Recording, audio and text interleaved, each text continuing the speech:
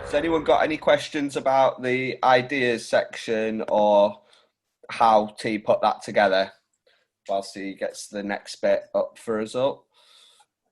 If you do, just fire into the chat now.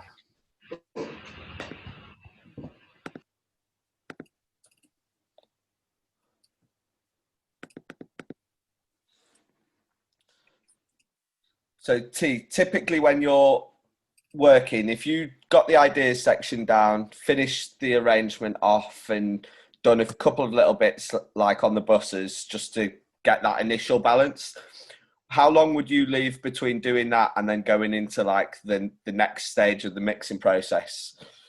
A lot of the time, what I will do is, so this is just the vibe of it. So what I'll do is that ideas part, I will literally play that in the car. I'll go on a jog and play that track to myself, whatever. If I am playing out or anything like that, I'll probably do even like a little mix or whatever, and kind of like go to the club and maybe play it in the club as well, just to see the either reaction of other people, see how I feel about it, see how it feels if I need to change anything, so on and so forth. Like, so there's like maybe going to be like a couple of weeks of letting this track kind of like lie before I, go and do the mix. Or same thing, I might take that ideas page, and that might be my demo. That might well be the demo that I send off to another label or to an A&R just to say like, hey, like, look, this is what I've made or whatever, or and kind of like go from there. If they obviously want the track, then I'll go back into the process and mix it and do the rest of the magic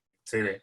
But yeah, 9 out of 10 times there's a quite the day that I've kind of like, or the day that I've kind of created those ideas and thrown it all together, and then the actual mix down day, like that's like it's a particular headspace that you need to get yourself into to kind of like just be. And again, the reason why I do it like this and kind of like separate the two things is because I don't want to be kind of like thinking about like the creative process whilst I'm mixing. You know what I mean? And I want to, and also to finalize it and say to yourself, there's actually like this track is actually done.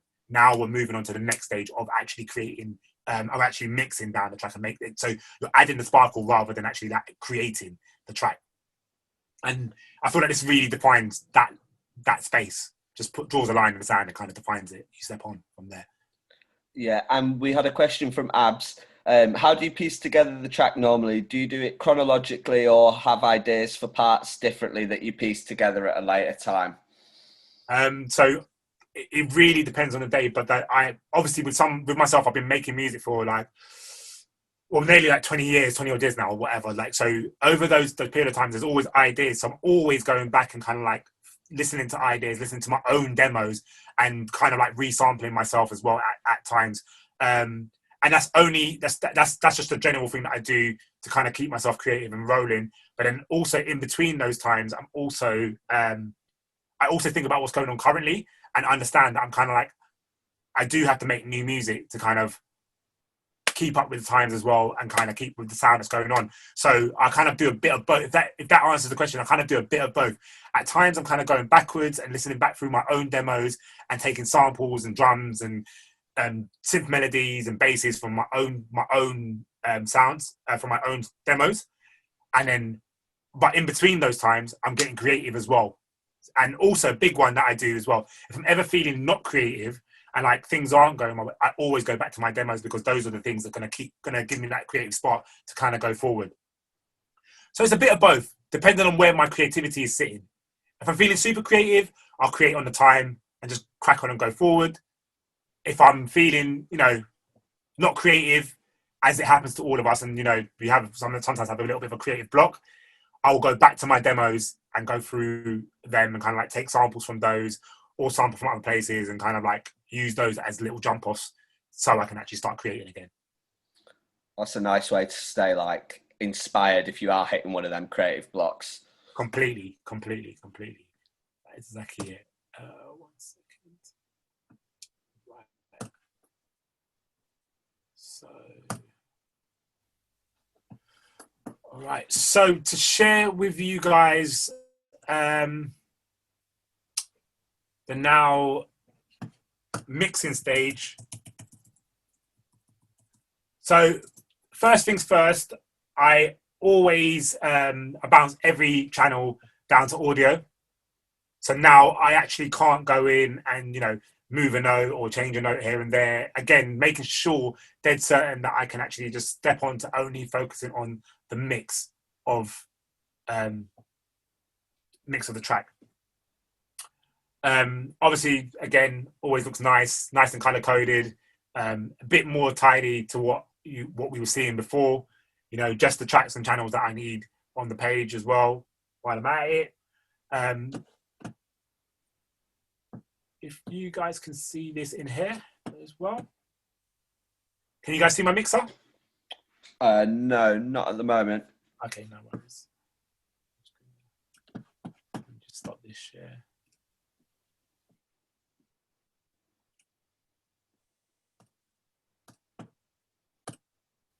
Can you not see it now? Sorry. No, it's still up on the arrange window. Cool. Sweet. There we go. All right. So the thing about this part of the process as well is that I depending on how I've worked on that creative page with this track in particular, you could see that I had like the space designer. So the reverb was set, my delay was set. I had a tape delay, and I had the H delay from Waves, like working on there. I also had the saturation from Softube on it as well, and also I had EQ'd a lot of channels as well. So sometimes I will come in here and actually go back through each channel and do exactly the same thing again, go through the process and just take everything off and kind of like try to recreate it. But the way that with this actual particular track, I felt like everything kind of felt right with how I made the break and the delays and stuff like that. So everything was bounced out with their delays on them and kind of like as it was with the FX processing that was on it. So if I just maybe go down here, check it out. Yeah, so we still got this. So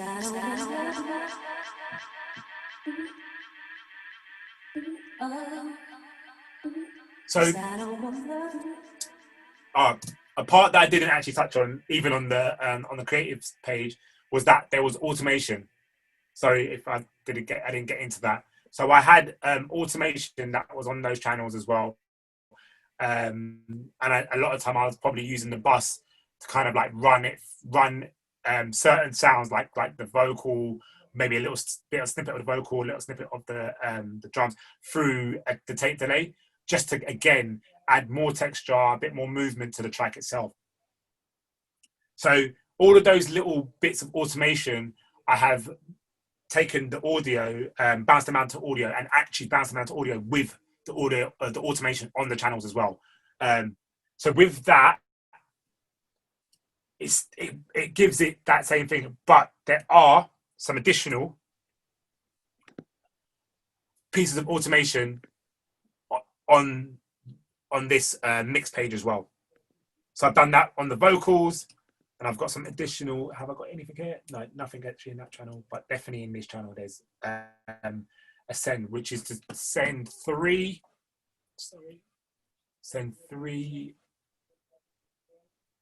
which I think is on a tape delay.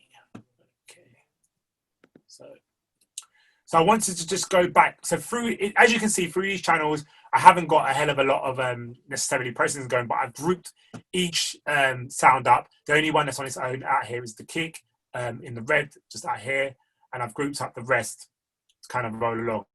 And then we come down along here, and you can see I've got my drums, the bass, and the synth on their complete own channels, and I've got the vocals along here as well.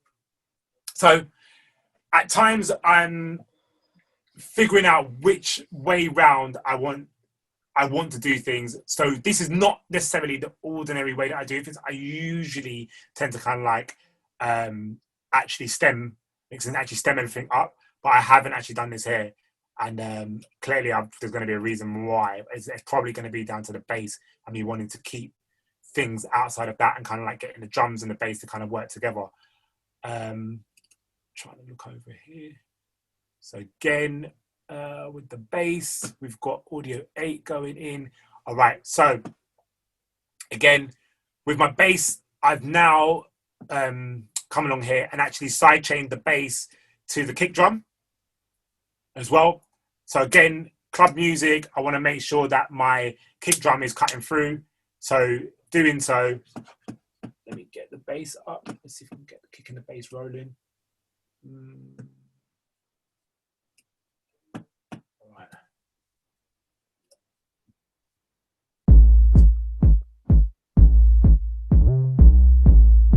So I've got the bass sidechain to the kick drum, just so it ducks out a little bit, gives a little bit of room in frequency range for the kick drum to cut through in the club section. I'm sure you guys know what sidechain is. This is what I'm doing here in this scenario. Usually ends up being like the most I do, and then the drums. Again, all my drums. So I've got the kick drum separate of the actual overall drum bus. So in the kick drum, so the kick drum now is all the other drums are sidechained to the kick drum again in this scenario, so that all those little breaks and stuff like that, when the kick drum is pumping, is cutting through everything else that's going on. If I just want to play that back, these going on.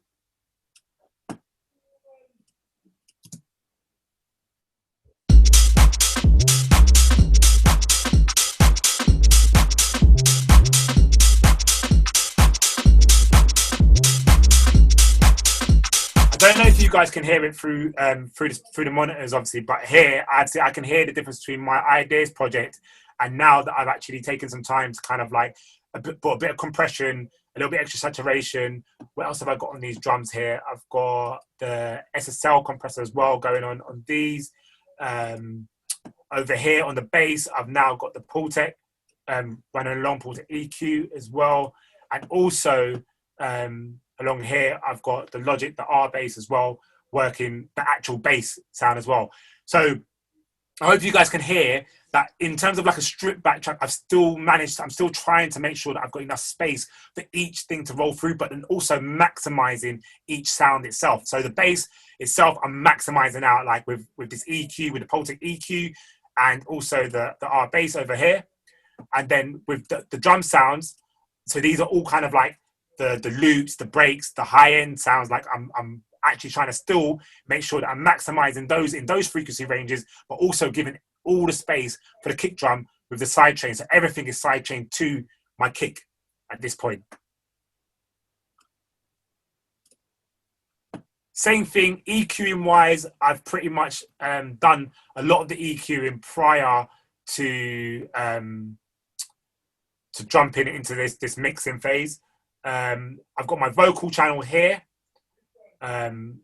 which I've used Center on, which basically takes out. You can either take out the sides of a sound or an instrument, or you can make them more center, so more mono. I've taken a little bit out of the center and given it a little bit more size again to give it a little bit more wideness on my vocals. Again, bus 8, which is a tape delay and a reverb on 7. Again, pushing forward again.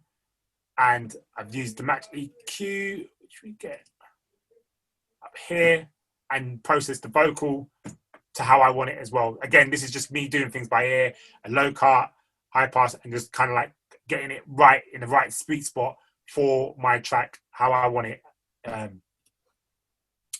Some panning going on with the synth, again, making things wide. On the high and the low, a little bit of left and right. Again, trying to get that stereo mix of everything. And again, with the drums, again, like a little bit left and right and some stereo panning on the highs, the hi-hats and stuff as well. The ride slightly to the right, again, to give it a bit of space so it can cut through. When it actually comes in, it actually does pick up the track and give it a little bit more depth. What else we got here? And did I have the effects? So effects plus 4. All right. So again, another spreader, and this is for like the rise and effects channel, and a spot of a JV7. Again, this is a delay that I'm using on the rises as well. So all in all, a few different processes that I go through at the very end to kind of create a balanced mix. If I share back my screen with you guys over here, and just to touch back on mentioning the delay that I've used on the vocal. So sometimes I can get to a point where there's a little bit of automation, so some kind of delay or some kind of like reverb that I want to add a little bit extra spice, a little bit of growth to the track. So in this case, I've done this with the vocal, and I added in the automation bit of tape delay.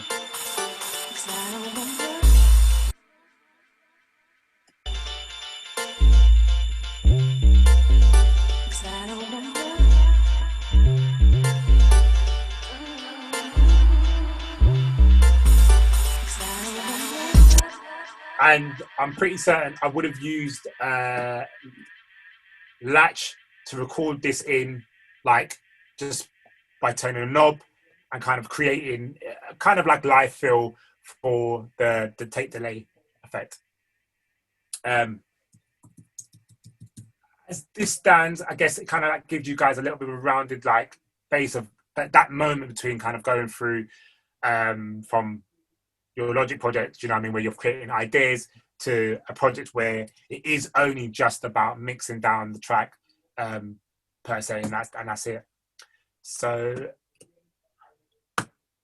pretty much that is pretty much it for now, to be honest, unless anybody wants to ask me some questions. Have you got anything on the master channel at the end of this? Oh, sorry, let's go back to that. I can just go touch on that.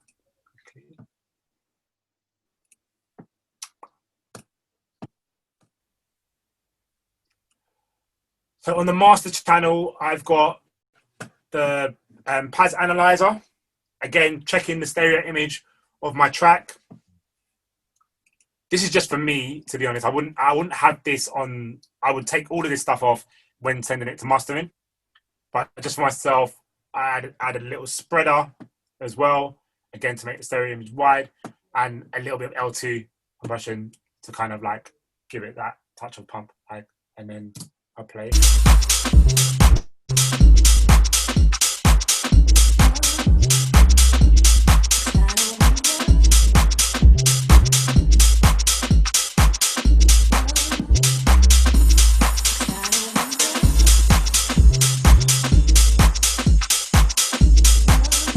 So the reason why I add the spreader as well is just to make sure that everything, you know, below 200 hertz is actually monoed at this point, and then everything above is going to be like had its space to kind of like be wide. So even though I've made some stereo imaging with my panning, I've also kind of like given that opportunity in my spreader as well. And again, it just adds that level of sparkle to it as well. That just works. And I always make sure that I check back with the PAS analyzer just to make sure that I can see the actual stereo image and see that it's nice and like wide in itself, and it's just not like a little mono scenario going on there. If I take this off, let's have a look, see what it's like with that.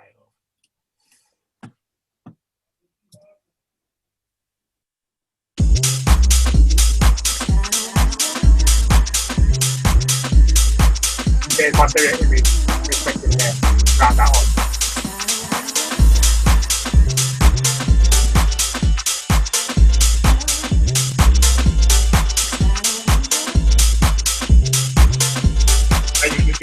It's doing quite a lot in that moment for my track itself. But yeah, I always kind of like try to make sure that there's a bit of spread, and sometimes I kind of like I do that in the panning stage as well, just over there, try and get it as wide as possible. But in this case, I would always do it with the spreader at the end. So that's on the master channel as well. Nice. Has anyone got any questions that they'd like to ask T about this stage of it as well? If you do, just feel free to pop it into the chat and I'll raise it. But yeah, that's been wicked, T. It's been great to see your process with it all. And yeah, really impressed. Cheers, no worries. As I mentioned before, like I kind of like I do want to be like very open about how my process sometimes this is not every track, you know, but sometimes it can just be very raw and just straight to the point, and that is what I was trying to achieve with this track. And you know, there's sometimes less is more, just as a rule of thumb. And it's the kind of quality sounds, the quality snippets that you're picking, quality sounds that you're picking, quality instruments that you're picking, the pre-production process that you go through. Some days I might not even make a track, but I am still picking sounds. I'm still picking samples. I'm still going through, maybe going through like different settings on Logic itself to just kind of like create bass sounds that kind of like work for me for the next time that I am feeling creative and I want to get into anything as well. How long did it actually take you to from starting this project to get it to the end of it? So the idea stage was like literally an evening, maybe like 5 or 6 hours, not even anything crazy. But the whole process, in terms of like the mix and everything and getting the bass right, took me maybe like a month or so, like and getting it all like sitting how I really wanted it, and you know, like this. So yeah, it took a little while, a few back and forths. I'm at my friend's studio right now, Jay Bevins, and basically, I would have like I always reference him. I kind of send it to him, and he'll be like, oh yeah, that sounds cool at mine, or it doesn't, whatever. So I'll kind of like always referencing friends of mine and other people, and maybe going in cars and stuff like that, and kind of referencing the track itself to make sure everything's right. We've got one question from Connor here. Would you always get your tracks mastered before sending off to other DJs? Not all, well. Sometimes I'll master it myself certain times, so I can master it myself and kind of like send it off. If you can't master yourself, I would always say to like definitely get it mastered and then send it off to other people. So it's like kind of like really at a finish.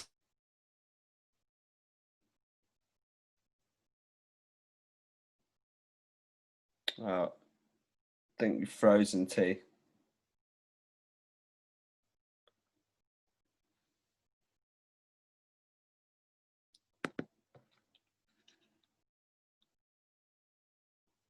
Let me just drop T a message and let him know he's frozen.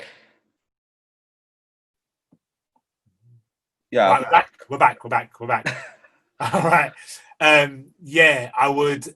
There would be another stage to this where I would kind of like, I would actually have a mastering template and then take it to there and do that. So again, a bit of pre-production stuff as well. And one from Paul, does the stereo spread device have an equivalent in Ableton, or is it a downloadable version that you can get? That spreader that I used from Waves is good as well. So that is the PS22 spread from Waves. Also, I'm pretty certain Ableton would have a spreader somewhere. You're just gonna have to look online and just say Ableton spreader. I'm sure they would have one in there, but it definitely will add something to your tracks as well. So definitely use. And James has put, great walkthrough. Thank you for the transparency and clarity. Would love to see some walkthroughs of the Conch Records catalogue. Yes. Okay. That would have to be with good old Bashmore if he's ever up for it as well. We'll have to come back and do that as well. But yeah, guys, thank you for joining us tonight. And there will be a recording of this. This is going up on the Education and Bass website. It'll either be like later this week or next week. I'm currently in Lithuania, so I'm not sure when I'm going to have time to edit it. But yeah, it will be going up, so you guys will all be able to watch it back as well. And T, thanks for joining us. It's been a pleasure. Yeah, no worries. Thank you for having me. Thank you guys for joining on and getting involved. I hope it's been informative. I hope you enjoy it. Wicked. Everyone, take care. No worries. Take care. Good night.